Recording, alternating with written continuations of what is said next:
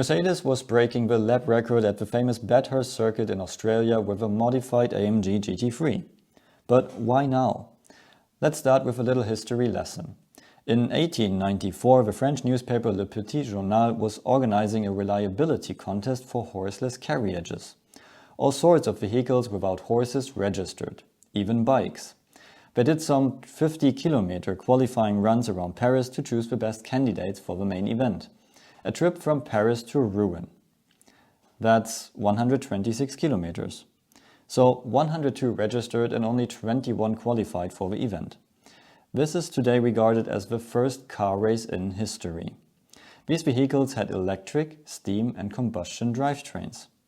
If you want to know more about what it was like to drive a car in the 1890s, check out my video below, which almost reached 1 million views.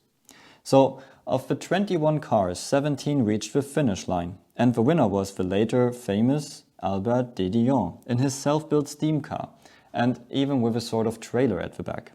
But after all, it was a reliability contest, and because he couldn't drive the vehicle by himself and needed a stoker, the prize money was shared with the competitor cars of Panhard and Peugeot. All of them were running licensed Daimler engines. And because of these events, Mercedes is now celebrating 130 years since they won the first race in the world. It's a bit of a long shot, but okay, it gives them a reason to do some great things this year. And there is a popular idea in the Stuttgart area, which is to modify their existing race cars as if there were no rules. They then go to different racetracks and events and smash the existing lap records. Okay, now with that out of the way, we can have a closer look at what happened at the famous Bathurst circuit. Mercedes took their AMG GT3 EVO and modified it to be the fastest GT3 car ever. First of all, they removed the restrictors of their 6.2-liter naturally aspirated engine and straight piped it.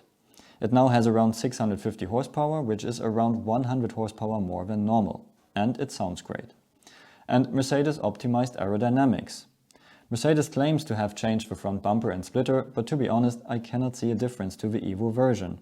It is possible they changed the front diffuser underneath, which we cannot see.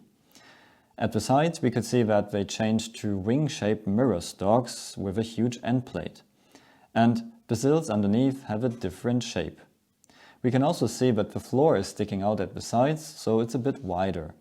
Also, the rear diffuser looks the same as the normal EVO version, but the highlight is the old DTM DRS rear wing, which can reduce drag on the straights. And they use special Pirelli tires instead of the usual Michelins. Another point is that these GT3 cars are designed to last for 24 hours. And here it's just about one record lap, plus out laps, cooling laps and in laps, so it's just a small number of laps. And for that they can reduce the cooling on the car a lot. They can switch off AC for the cockpit, they can blank the radiators for engine and gearbox, and they can also reduce driver cooling. All that will result in less drag and more downforce. So, in the end, Mercedes built the fastest GT3 car ever made and smashed the lap record in Bathurst by 2 seconds. And let's see if Mercedes is planning some more of these events for the rest of the year. How did you like the record lap? Let me know in the comments below and check out my other videos for more.